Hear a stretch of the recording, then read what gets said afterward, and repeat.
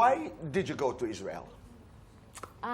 First of all, syempre po, nadalo po kami doon kasi mag-show po kami. Kasama ko po si Raver and of course si Bubay. It's called the Love Trip na Laugh Trip pa. Yes.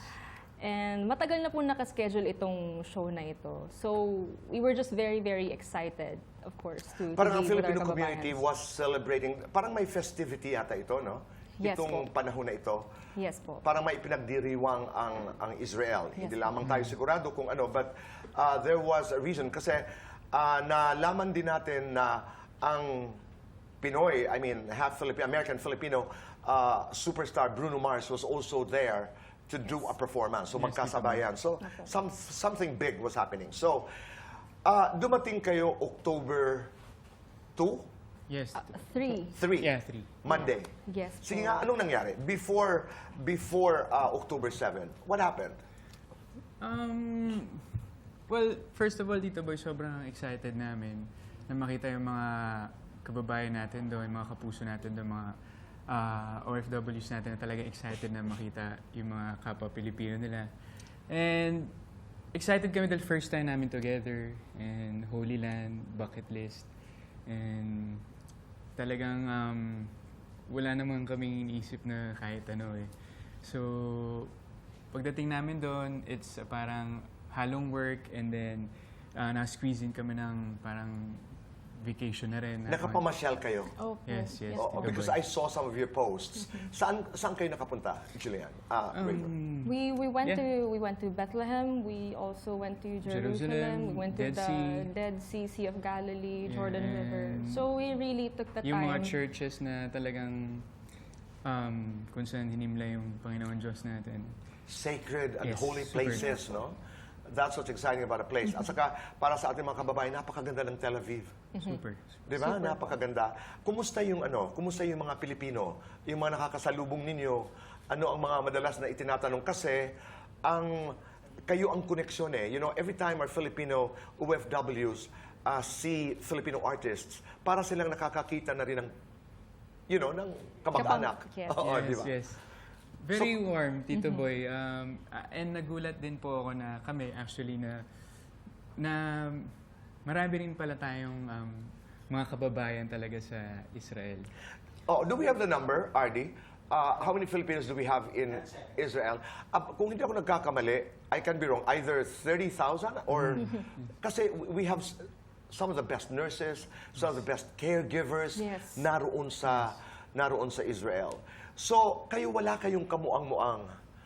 Walang indication na may gulo na mangyayari. Wala po talaga, Tito Tito Boy. Boy. Kasi, syempre, nung pagkalapag pa lang po namin ng Israel, nilibot na po talaga namin agad eh. So, kumbaga parang... Excited.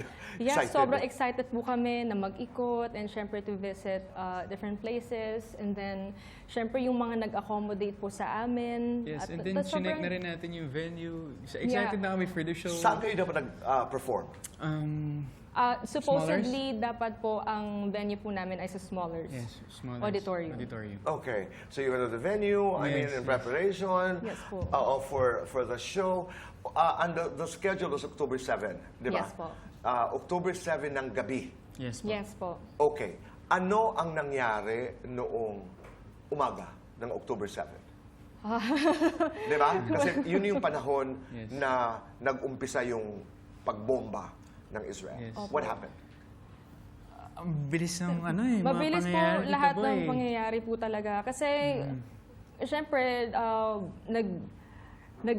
parang inaano po namin eh. Kumbaga parang talaga nagpapahinga kami at talagang nagre-recharge kami para makapag-show kami sa gabi. So, ginigising na lang po ako ni Mr. Daryl, yung manager ko, and then Sa akin din, si Boss Vic, na same hindi with nila Dave. alam kung paano nila kami gigisingin. In a way na sabihin sa amin na kailangan nyo nang bumangon kasi May gera na. May gera. Yes, may gera na. emergency. And Sinong nagsabi sa kanila? may tumawag po kay Sir Daryl. One of the One organizers. of the organizers. At saka siguro, hindi nyo, okay, I mean, from where you were, wala pa kayong naririnig at this point na mga bomba, wala pa. Paggising po namin dito, boy, Tsaka pa lang po, medyo- meron na po.